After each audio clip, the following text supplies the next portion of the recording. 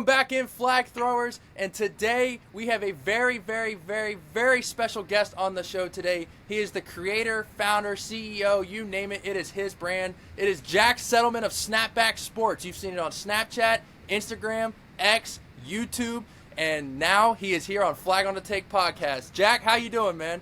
Let's go, boys. Let's throw some flags. Your guys' takes are going to need the flags. My takes are all good. That's for you guys. Oh, we'll see.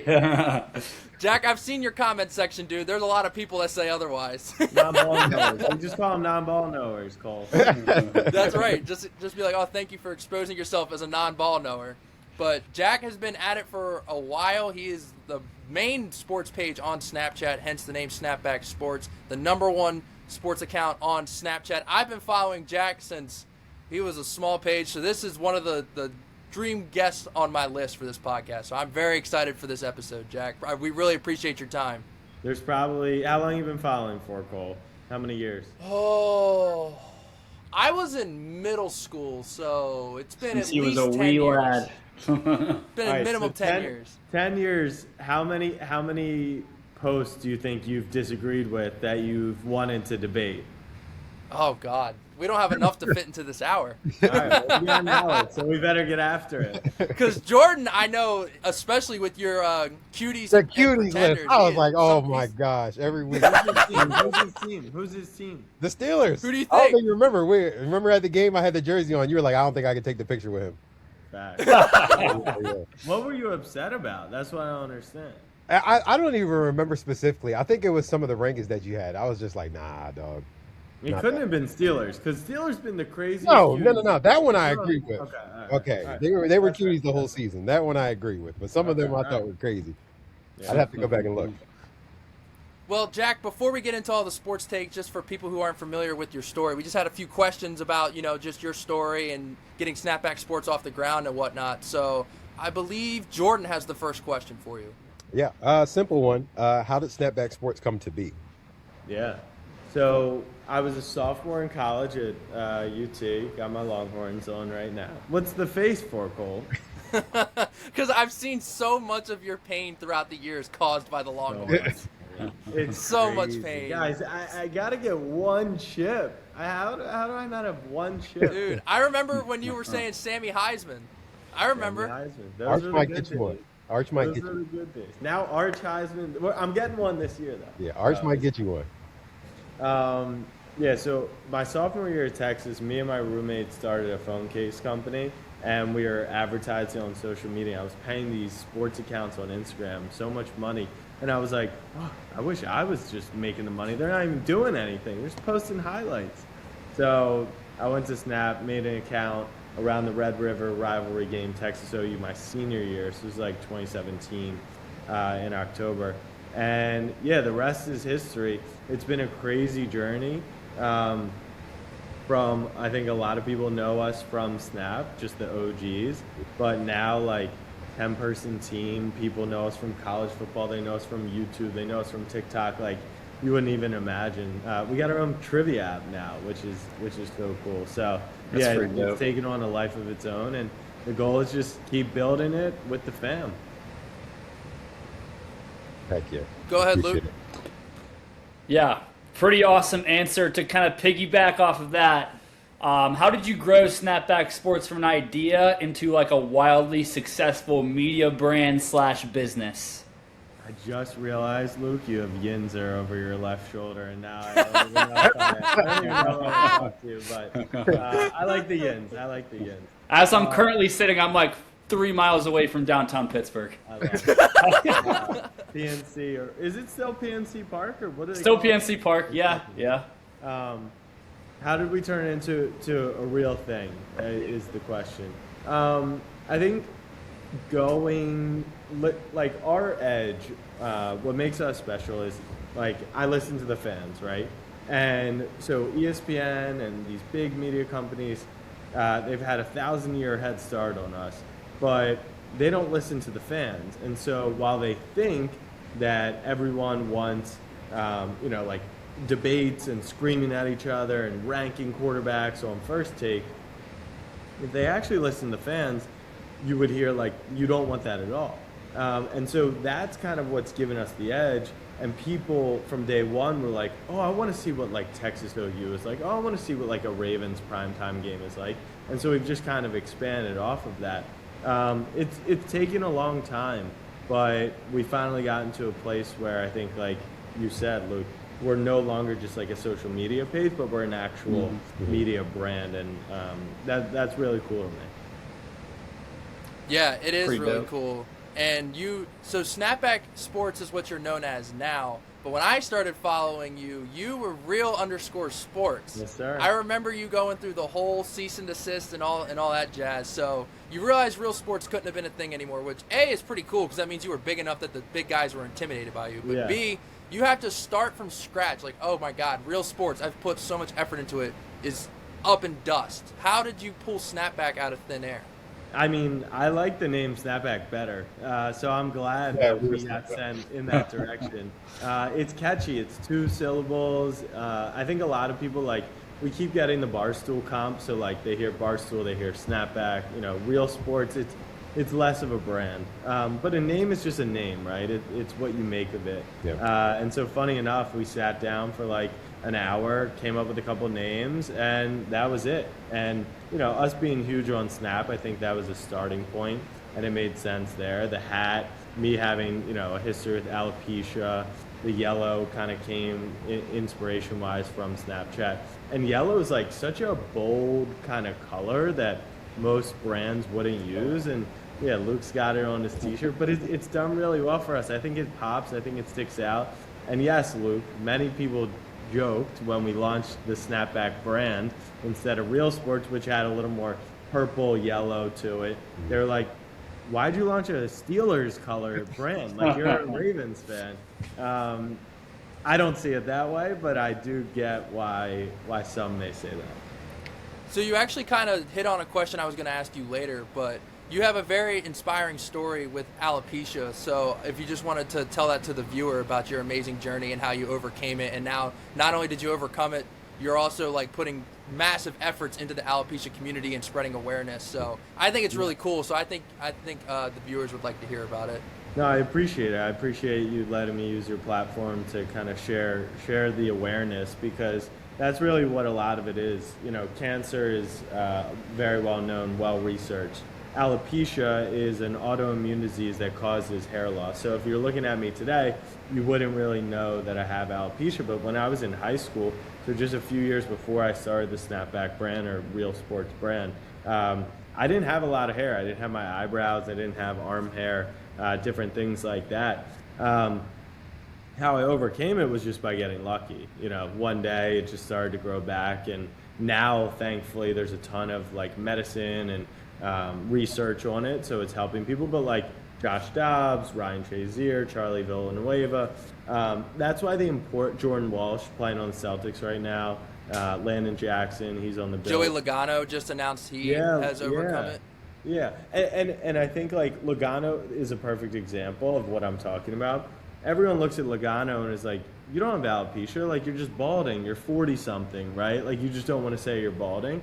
But it really is like something that, you know, it's good for awareness to be out there. So yeah, I think the hat, which I wore throughout high school, not this specific one, but the idea of a hat is so intertwined in the brand that it's cool. And we sell our hats on our site, and $5 goes to NAF, which is like the top foundation that does stuff for alopecia. So yeah, I appreciate you letting me talk about it. But overcoming it, and you know, like kind of sending a message to people, I never imagined, like, and I don't think anyone would have imagined in a million years that 4 years later I would be on camera. Like I couldn't even play in games and not be embarrassed or think what the crowd is thinking and all those things. And so yeah, you just gotta push through, and lucky to do what I do.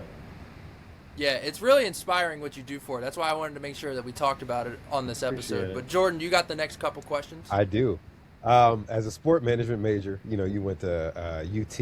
I was a sport management major myself. I went to Towson. What was your dream profession before you got into content creation, or was it always content creation?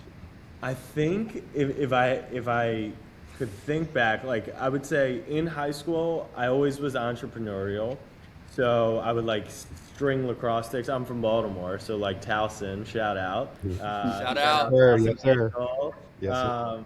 But I would string lacrosse sticks and I would like bake brownies and sell them at school. And then my senior year, I applied for the entrepreneurship class at McDonough. That's where I went. And I didn't get in. And so like, I think at that point I probably was like, the underlying part of me was, okay, I'm still entrepreneurial, clearly. But on the outside, I was like, okay, maybe I could work in a front office. Maybe I could be a scout. Maybe I always knew I wanted to work in sports and sports business. I couldn't have, no one could have imagined it would end up like this just because content creation didn't exist when I started out on all this.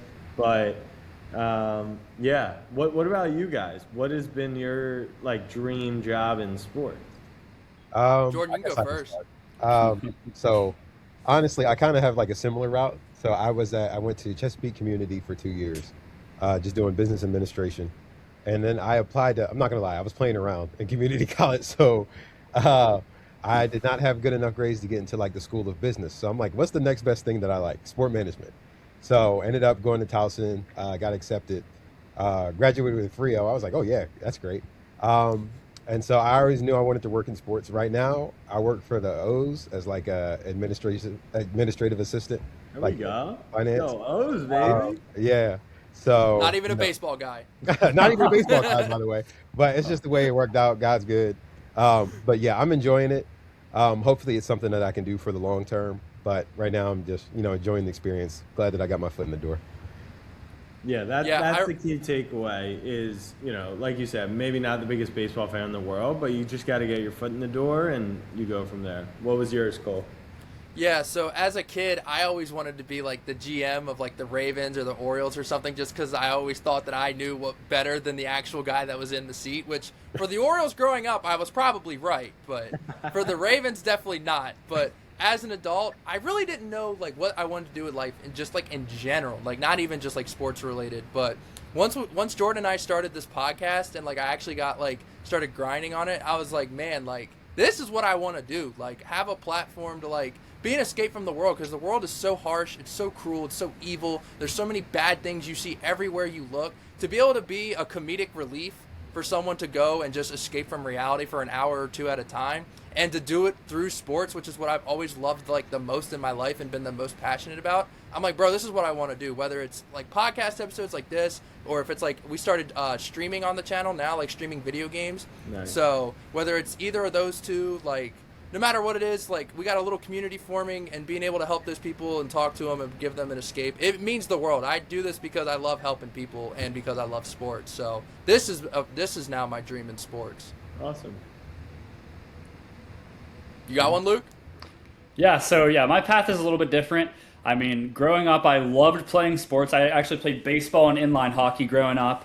Lived in the Pittsburgh area my whole life. Love Pittsburgh sports. I'm actually now my full-time day job. I'm a health and PE teacher. So I love getting the kids into physical activity. But I also love talking ball. More of our kind of baseball expert on here. That's why I've kind of been brought on more as of recent. As we have the season coming up here.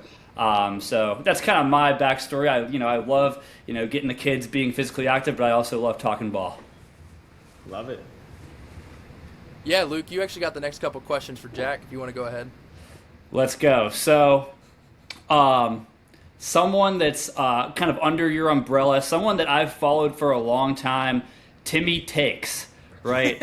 How did you get connected with him, and how did you kind of make the decision? I think it was a very good decision to kind of hire him. How'd you get it? When did you start following Timmy Takes, and why? Do you remember? It's probably been years. It's probably been... I probably originally followed him because of his like hockey kind of content. He makes a lot of good hockey stuff. So probably from that, it's been. Puck. Have you seen it? What's that? We've been ripping puck content. Yeah. So he's going to Minnesota next week for the high school tournament. Oh yeah, big Minnesota State high school tournament. So yeah, kind of how did you like get connected with him, and what is he like behind the scenes? I feel like he's just like he is on camera. He's just like he is on camera. that you don't have to worry about Tim being a different character. Casey, maybe a little. Actually, sometimes Casey's probably tamer on camera than he is in person. The intern. Yeah, the intern. Tim, so I graduated Texas, went to work at Action Network while I was building up SnapBack in my free time. And so then when I eventually went full time, NASCAR had us out to the championship race to cover that. And they had also invited Tim, who at the time was working at Action Network.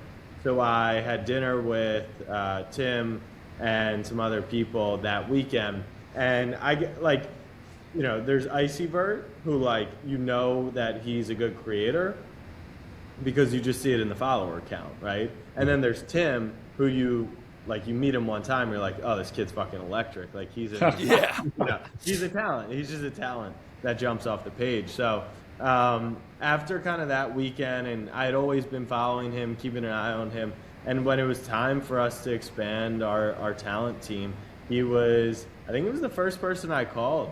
And the negotiation was like, he didn't really want to leave, but more from like a safety standpoint. And, you know, when he started, it's been almost 2 years now, a little under 2 years.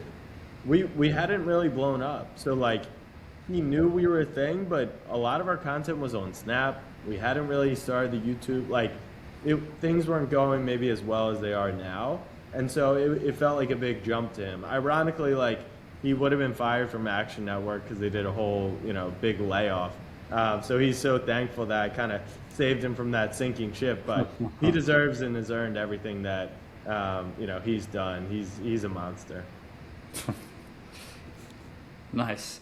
So kind of going to my next question, kind of more about your kind of career, maybe early on.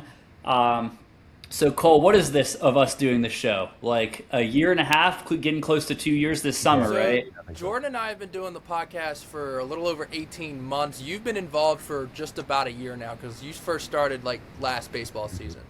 Right. So my question to you, Jack, is at any point in this, was there any kind of doubts or any, you know, thoughts of quitting? Ooh.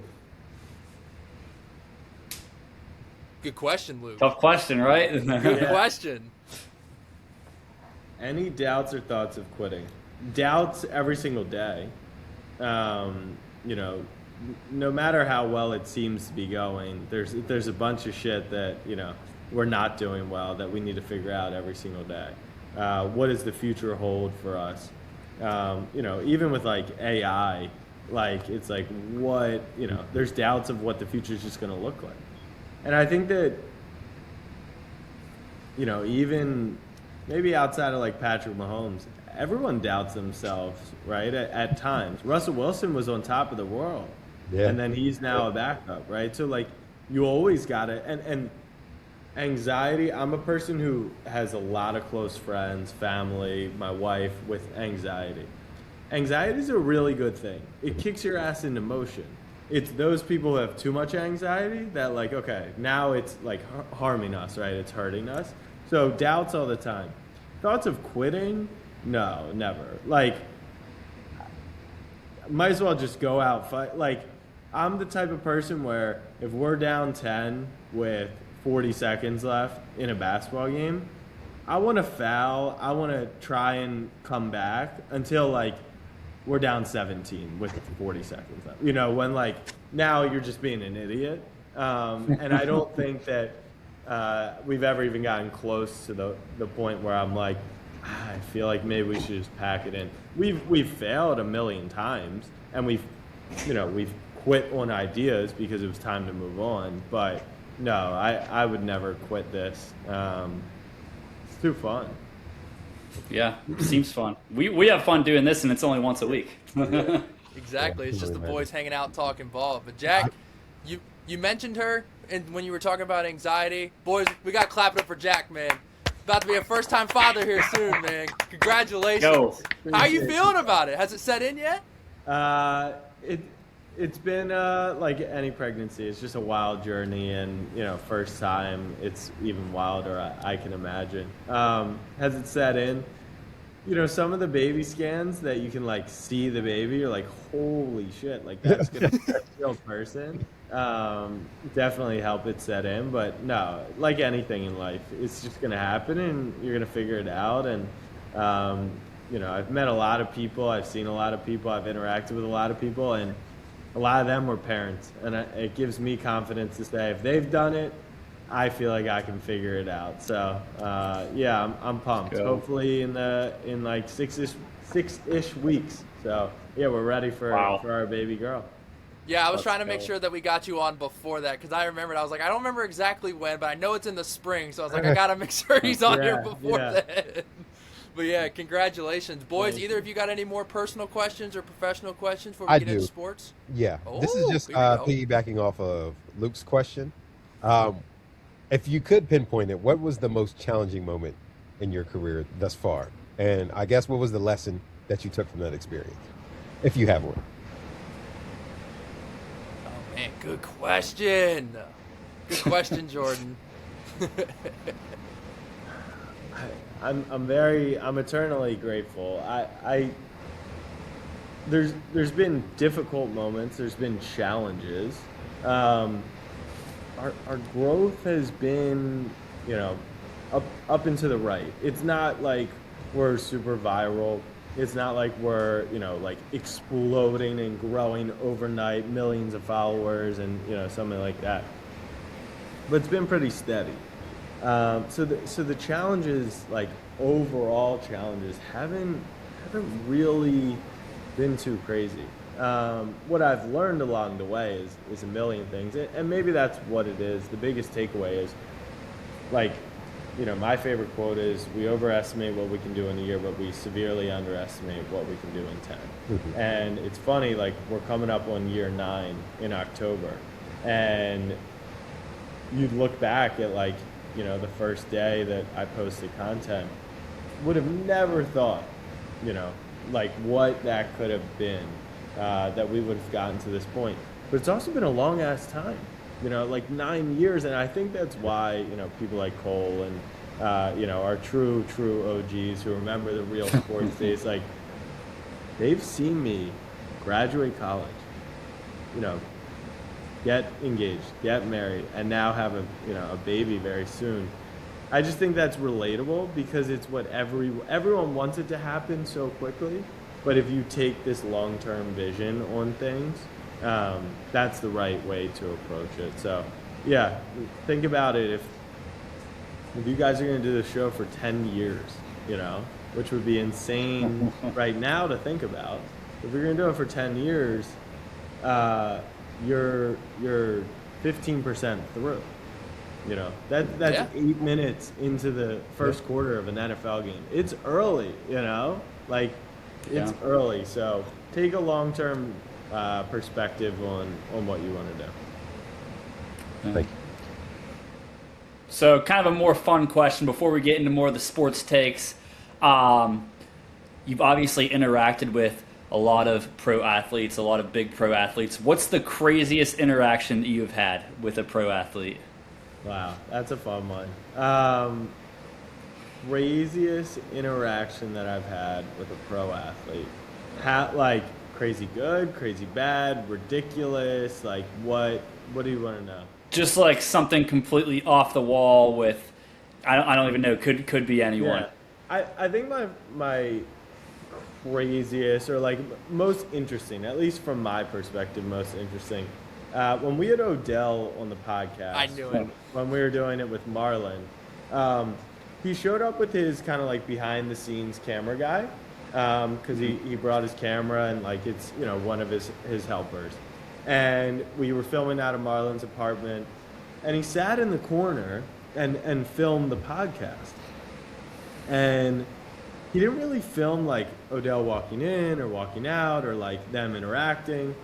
And then I kind of like followed him and was like, oh, I wonder if he's going to post like some behind the scenes. Like it could be cool to grab that footage from Odell's platforms and then use in our footage. And what I realized was, we've worked with some high-profile athletes. Odell Beckham Jr. isn't a high-profile athlete. He is an A-list celebrity, right? Like, he's got 20 million Instagram followers. Like, him and Brady probably have the most by far of football players. His guy was actually just filming, so they had an undoctored edit of the footage in case we tampered with it and like made it seem like a certain way. Oh, and that's wow. a level of fame that I've just never seen or heard before. You know, like, obviously, I don't know if it's obvious, but you would assume it's probably be better famous than not. But if you got to be going through those kind of lengths, just to do a podcast, like, imagine if I had someone over my shoulder just filming us to make sure you guys didn't make me seem crazy. Yeah. Which you probably will. You'll try, but my takes are gonna kick all your ass. So. That's the thing. We're not clickbaiters, so you're good. Yeah. We don't live in that Yeah. industry. But yeah, I thought that was pretty crazy. Dude, that's nuts. I figured you were gonna say something involving the Odell Beckham episode because that was like really like a huge point for you, but I did not expect that story. That was nuts. I'm not surprised though. I'm not Bro, I surprised. remember when Marlon Humphrey was getting cooked on defense, and then Jack started catching strays. I was like, "Yo, what did my man Jack do?" I Like know, Jack had Cole, to. as a Ravens fan, like, I always, you know, it's funny, like, we didn't have the biggest Ravens audience as part of SnapBack just because we're a very national kind of brand. But I always did wonder the people who were OGs like you to then see me do the pod with Marlon and then get like Derek and Odell and, you know, obviously the one that got away is still Lamar. But what did you think? Like, did you listen to the show? Did you love that pod? Like, was it cool to see that kind of SnapBack times Ravens times Marlon? Dude, in the most blatant terms possible, it was fucking sick, dude. I loved it. Cause like I always watch your content because like I've been following you for a long time. But like when you do Raven stuff, I'm really like zeroed in on it. So that was so cool. But then like everyone on Twitter, Marlo got like burnt in like a Ravens Steelers game. Everyone's like, go record your fucking podcast with that white guy. And Pickens burning, and it was like the worst. Oh, it was that game. Baltimore history. Was it that game at Pitt?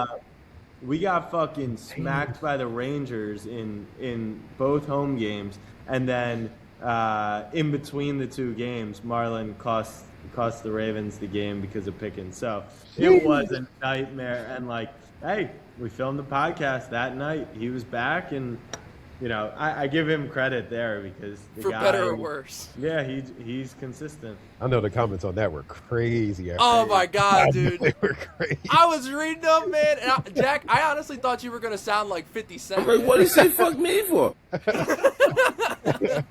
Well done. Thank you. But yeah, no, that was really cool. But speaking of the Ravens, we'll do a nice little cool, easy little entrance before we get into all the Lamar talk. But Oh, boy. Jesse Minter, let's hear the thoughts, man. I am fired up. Yeah, it was time.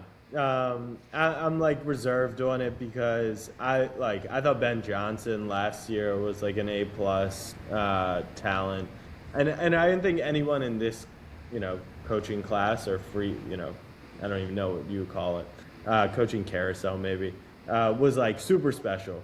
But I think Minter is obviously a super quality coach, really good on defense, focuses on the right areas. He's like the safe bet for the Ravens, and I think that's what they needed. They didn't need to go off the walls and bring in some mastermind like Mike McDaniel, who, you know, has high upside but has high downside. I think Minter's a good safe play. You got Lamar Jackson. Just put a competent team out there. Someone block for the guy, and you know, and I think we'll be fine. So yeah, I'm excited for it overall. I got to pay So Linderbaum. when we hired Jesse Minter, I was like, I'm gonna reserve judgment until I hear the OC hire because I knew Jesse Minter we were gonna have good defense. Right. I heard Declan Doyle, boy, I was so excited. I'm so over the moon right now. Yeah, it's funny. Like I don't know what happened with Monken. I think he's a great coordinator, and I don't think he was the problem. I don't think it was the problem, but there was so much stuff that kind of came out about him and Lamar, him and Harbaugh, and, you know, you just didn't really know what was going on there. So, yeah, fresh regime. It's what the Ravens needed. truthfully, we needed a scapegoat. Like, whether or not it was Harbaugh's fault or Monken or the O-line, or like, you just needed people to stop saying it because the locker room started believing it. They started to believe we would blow the game. And so, fresh start, and, you know, we'll see. Draft's in what? Month and a half, probably? 2 months? Something like that. Yeah, I'll be excited. Well, I'll say this for the people that have been following us all season, they know what I'm about to say, but I could have launched Daniel Falele in a rocket ship to the sun this season. I could not stand that turnstile at right guard. What do we call him? A domestic terrorist. You said I could wasn't not supposed to stand get you that guy. canceled. You're going to get yourself canceled. That comment's already been out there for months. If it was going to happen, it was going to happen.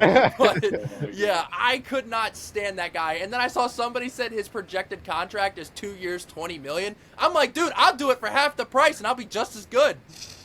Yeah, I think we would all do it for half the price. And be just as good. That dude was absolutely horrific. But the Ravens, all right, so I know this, and I think Jordan knows this, but you and I are on the same wavelength when it comes to Lamar. When he got drafted, immediately I was drinking all the baby goat Kool-Aid that you were posting about Lamar Jackson. Since day one, dude. Lamar has been my guy. I've defended Lamar so much, it's turned me into the president of the Josh Allen hater club, and I don't love it. Okay, I don't want to be in this position, but everyone tears down Lamar to build up Josh Allen when they're both just as good in their own rights. So I think Lamar's bringing a Super Bowl to Baltimore. I just want some backup on this because I'm pretty sure you feel the same way. He said, Yo. Let me be clear. Lamar Jackson's going to win a Super Bowl in his career.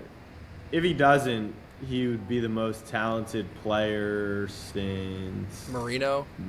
Like, I mean, that was 1983, or no, that was somewhere. I don't know.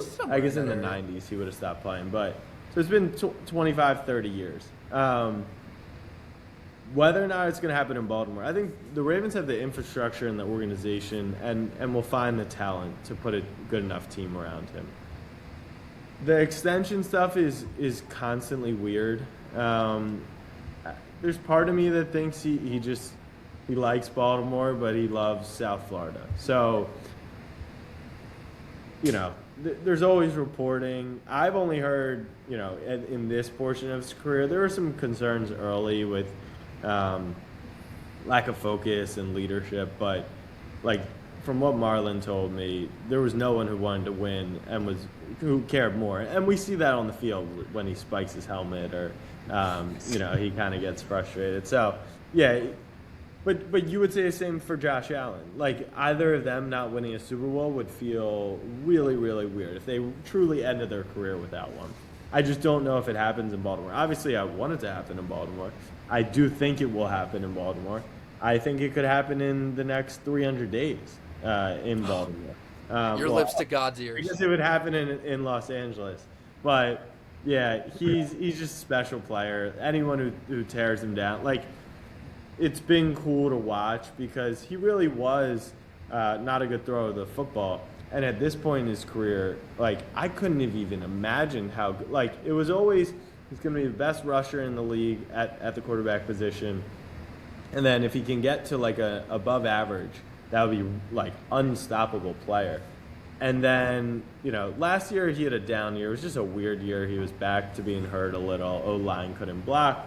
But the 2 years prior, I mean, him without the legs throwing the football was, I mean, and then we get reminded, I mean, Luke saw it. Luke got lucky that our rookie kicker choked. But, I mean, the fourth quarter of the game against Pittsburgh was like, no sight.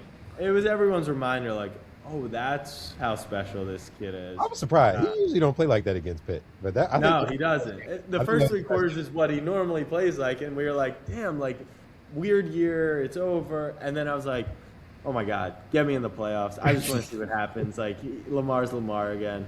But yeah, that kick never had a chance. Never had a chance.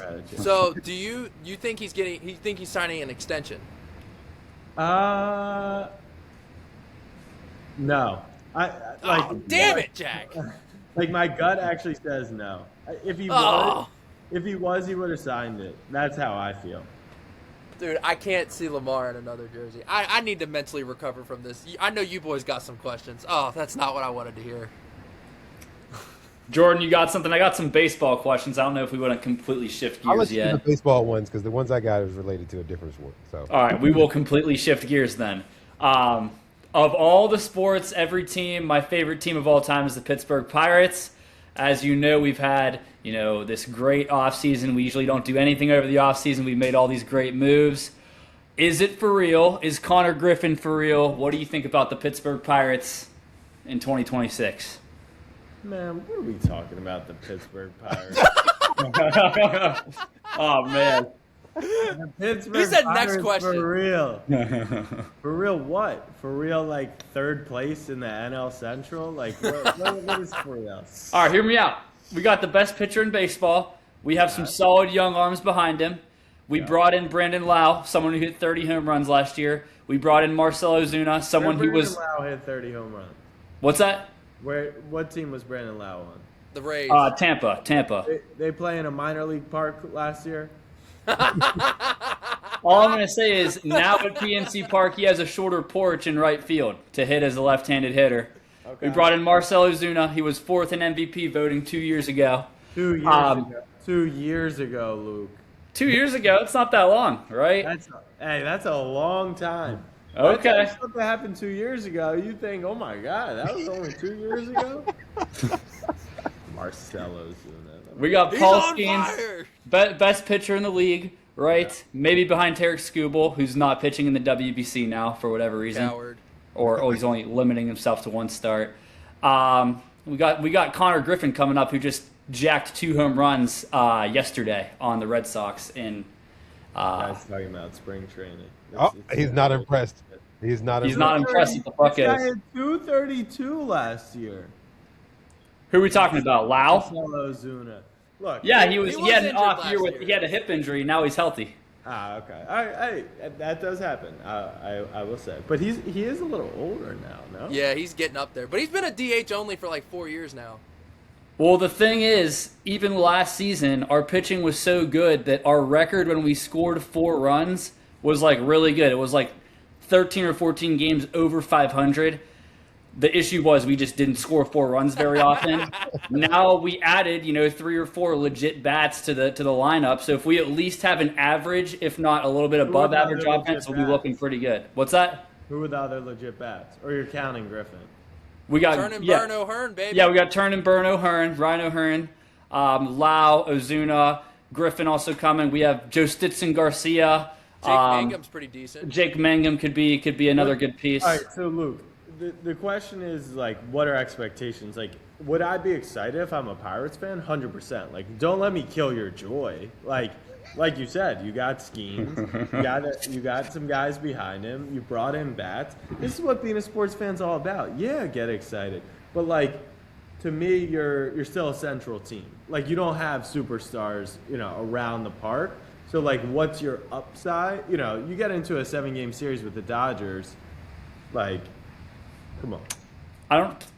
With our pitching, I feel like if we get into playoffs, especially in that first round that's, only a best 2 out of 3, I don't know if anyone's going to want to play us.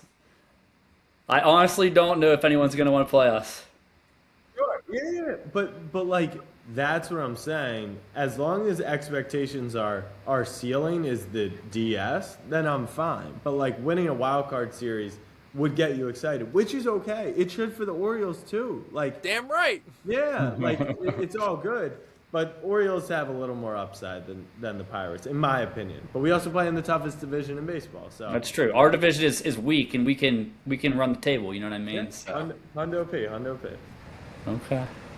All right. I think Jack made his opinion clear on baseball questions. Jordan, if you want to jump into the other sports. Yeah.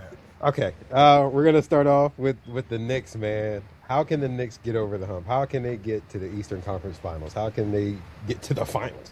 Former season ticket holder Jack Settleman. Yeah, I'm talking about the Knicks. Let me know. I'm in New York right now, and I'm like, I did go to the Garden for that Pacers game in regular season a couple weeks ago. Lost again. Pacers seem to have our number. How can the Knicks? Well, how can they get to the conference final? I mean, they were just in it. We were just in it. So, The top 4 in the East in Boston is so interesting. I think you guys are 3rd right now, right? Yeah. I'm pulling it up.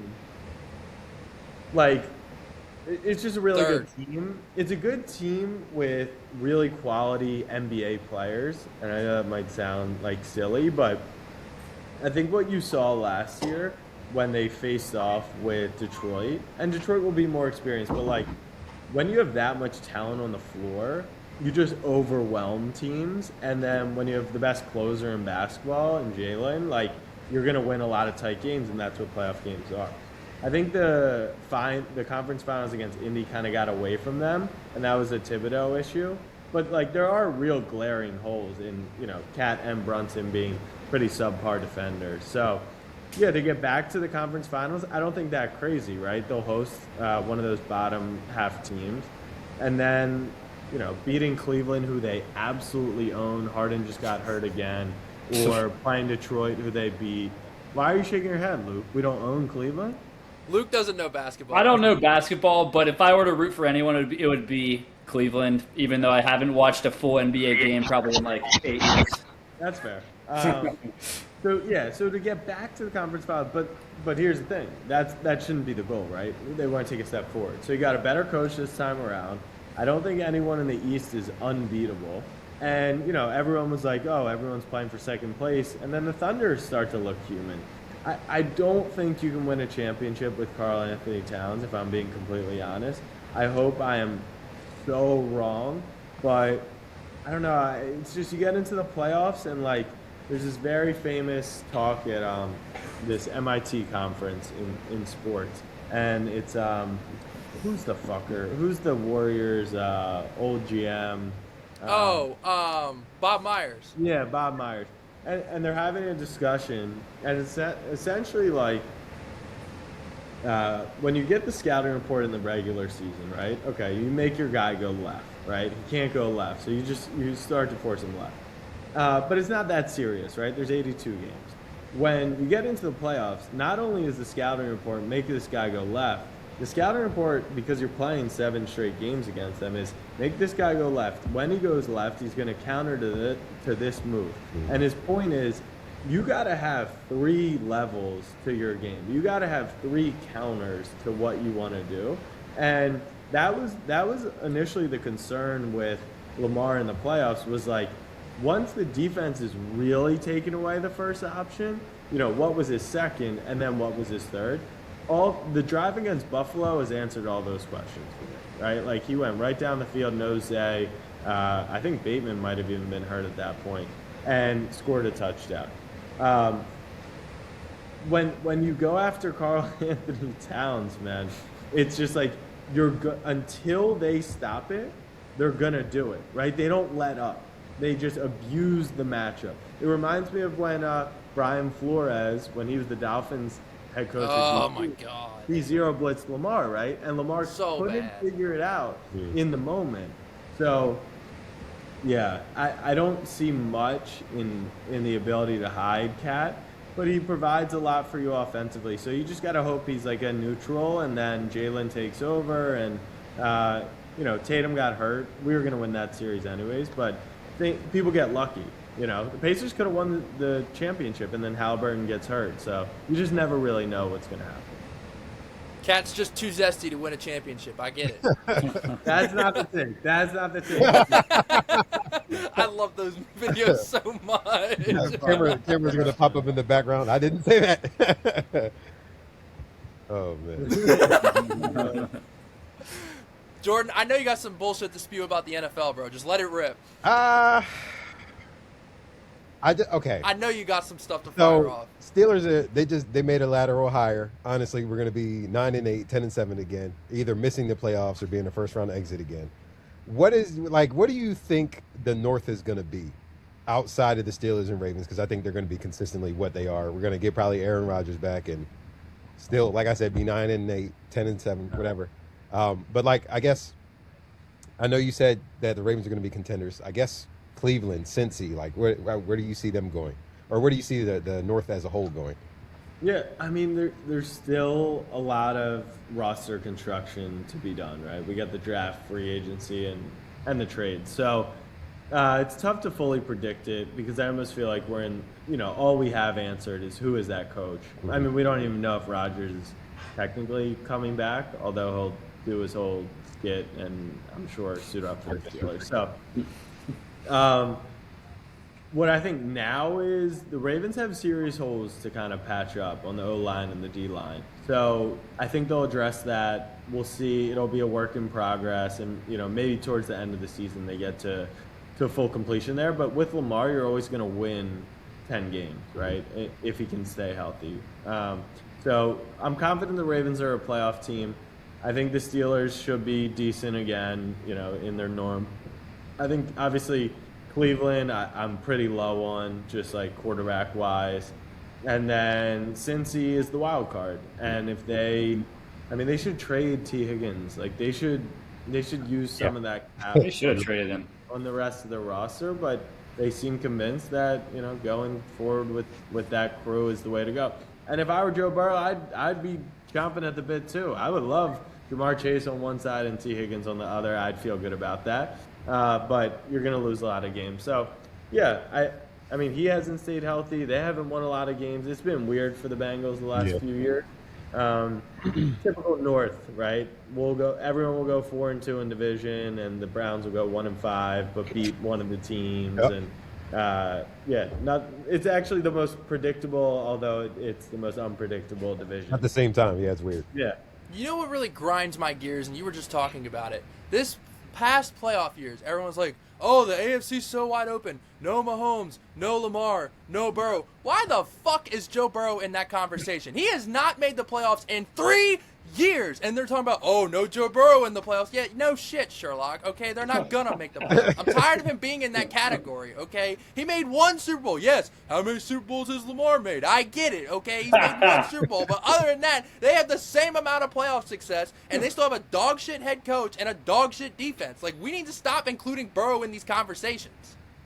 He's a great player, sure, but like, damn.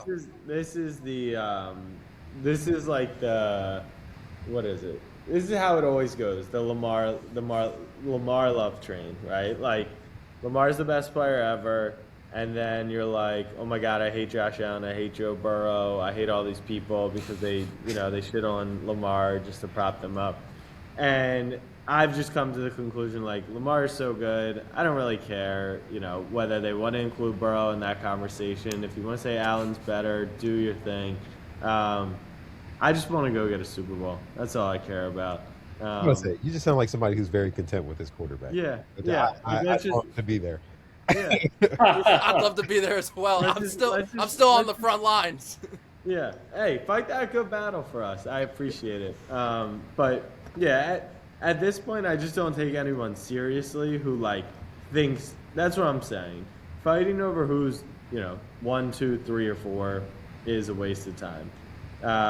If someone's fighting oh, Lamar still can't throw, he stink, then you're talking to someone who just doesn't know the sport of football. So you're wasting your time. That makes me feel a lot better. I need to remember that this upcoming season when I get rage baited again. Yeah, exactly. They're all trying to rage bait. And it works. It works. That's why people get so mad at me with cuties and contenders. I'm not rage baiting. I just don't think that those. And historically, I was correct. This year, the Patriots were cuties. I want that known. Just because you go to the Super Bowl, they had no chance. The Seahawks, who I picked at the start of the playoffs to win the Super Bowl because it was clear that they were the best team, they weren't cuties. I just had them out of the tier to begin the season because I didn't think that this defense was going to, obviously I love Mike Mack, but I didn't think it would be like that. So I think next year I'm probably start with everyone in the contenders tier just to let it play out a little bit before I move teams out because it would have fit the bill for contender for me. Yeah, I mean, heading into the season, didn't even have Seattle making the playoffs. I thought they'd be good, but I thought they'd get squeezed. Yeah, it was crazy. Yeah, I think we both. But Jordan, I know you got some takes about some of these quarterbacks, man. Fire them off. I know you got them. As far as what, playoff or just in general? Just like Kyler and Tua and all those. You were talking about it yesterday. Yeah. So we were recording. Was it yesterday? Yeah, it was yesterday. Yesterday was Tuesday. Yeah. So basically, I'm gonna go into like a little spiel as to what I think the Steelers should do, and then just kind of go from there. So first and foremost, I don't know if I want Aaron Rodgers back. He's 42 years old. Shit. Like, I think at this point, I would want somebody on the outside, which is I know is what we've been doing, but somebody younger. To whereas if they play good, we know we have a chance to sign them long term. So whether that be Malik Willis or trading for somebody like Kyler, which I don't think we'll do because historically we don't do stuff like that. Yeah. But it would be nice. But that's what I would do. I guess my question is more so, I guess, what do you think? I know this is a weird question. Like, what do you think the Steelers should do? But like, just for a second, just think and be like, what would I do if I was Pittsburgh? They got rid of the coach. I think that was a good first step. I don't think they should go after Kyler. I don't think they should go. Like, I think they just got to burn it down. I don't know why they won't rebuild it. I think just let Will I feel like they'll realistically knowing them, they'll never do that. Yeah. No, they won't. They're too proud of a franchise. Which, look, there is value in that. Trust me. I know it's frustrating to, like, it's been, 10 plus years of the same shit. So I get it. But it's also been 10 years of the same shit for the Giants and Jets, right? Where it's rebuild, blow it up, new coach, right? So, like, I get why. I just would have maybe pulled the trigger, but then you look at the Browns and it's like they went all in on Watson, and you look at Tua, the Dolphins were all in. So It's not easy. It's certainly not easy, but if you want like the upside case, I mean, Darnold was part of the conversation, right? What would Darnold have looked like on the Steelers last season with that defense? The defense wasn't as good as Seattle's, and the weapons weren't as good as Seattle's, obviously, either. But yeah, sometimes I do think the Ravens and Steelers occasionally are left with the times, and they're too proud of franchises to admit when it's time to move on. And I think they did that with Harbaugh and Tomlin both. So yeah, Rodgers coming back would be a disaster in my opinion. It just makes you mediocre. Yeah, I wouldn't love that. Will Howard. That you would. Yeah, I guess I would. I guess I would. Yeah, I think. Luke, you got a last take before we ask Jack his. My last take. I have a last kind of question I want to ask. Okay. So for the MLB season, who are your 6 division winners? Oh, wow. Okay. We'll go with the Dodgers. We'll go with the Just kidding. I said, just kidding. What? I like the Tigers. I think that they can maintain in that division. God, the AL East is a tough one. I don't think the Orioles have the firepower to win the division. Damn it! I think the Blue Jays got hot last year. I think the Yankees. I know it's crazy to say. I mean, it's not crazy to say, but for how little they've won, they've been so consistently at the top. So I like those 3. What other division am I missing? Who's in your shit division? The Reds, they stink. Reds, Cubs. Cardinals, Cubs, Brewers, Pirates. Yeah, I guess the Brewers or the Cubs would be a pick for me. You're missing the division with the Braves and the Phillies and the Mets. I think the Mets bounce back. I think that some of these teams who have spent a lot of money, I know it didn't pan out amazing in year 1, but if you just continue to you have Juan Soto, you have Lindor, you're gonna win games. At least I think so. And then what's the last division I'm missing out on here? You're missing out on the American League West, so that would be your A's, your Mariners, your Rangers. Let's go A's. He's going with the A's. You're going with the A's and not with the Pirates. That's not a crazy pick. I mean, they have the lineup. The Sacramento A's are nasty. They have the lineup. That's not the issue. It's I'm the going pitching. with the A's for the dark horse pick. Okay. Woo! Okay. That means the Mariners fall off somewhere. We'll have to clip that one, Cole. Yeah, clip that one. But Jack, do you have any takes that you've been getting fried for lately that you want to bring up on the pod? That's a good question. No, not really. Your Twitter's always on fire, dude. Twitter's always on fire. Nowadays, it's for different shit. Yeah, I guess my take is if you think anyone but Arch Manning's the best quarterback in the country going into next season, like, it's fine. You can think that. But you also have to admit you didn't watch him play after September. So if you watch the game versus Ohio State on national television, most watched, week 1 game ever, he played terrible. And then you probably watched us get upset against Florida, and he looked terrible again. And then maybe you watch Texas, Oklahoma, where still won the game, but stats-wise, really Was struggling. ugly. An elite Oklahoma defense. If you think Arch isn't the best quarterback, that just means that was the last game you watched. I think from week 4 on, he was like on fire. Like I watched a couple of games from He's there. nasty. Yeah. Because, by the way, the O-line was terrible last year. They fixed that up in the back half of the year. The weapons were terrible. They couldn't run the ball. So, like, there was a lot of shit going on. And they're coming back with a vengeance. And, like, you probably saw – people aren't going to put a lot of stock in a bowl game anymore against Michigan. I get it. You shouldn't. But, like, you had the Vandy game. You had where'd they play? Arkansas or what? That sounds about right. Yeah, I don't think it was Arkansas, but one of those weird red schools in the SEC. But you had Vandy, them, A&M, and then the Michigan game, and he was fantastic, and he's just so talented. And I think he had the yips, but I think he's past that. So, I mean, who's even a good quarterback next year? Julian Sayin? Like, I'm not putting him up there. Dante Moore's back. I'll take Arch Manning Dante over Moore, maybe. Like Lenora Sellers, maybe. No, it's not. Yeah, it's not looking good. Yeah. I think. Maybe, I think. like I Arch, said. I think Arch definitely is number 1 for next year, off the top of my head. Dude, I think Nico Iamaleava really screwed himself. He could have been like the best quarterback in the country, but his greed killed him. Might have.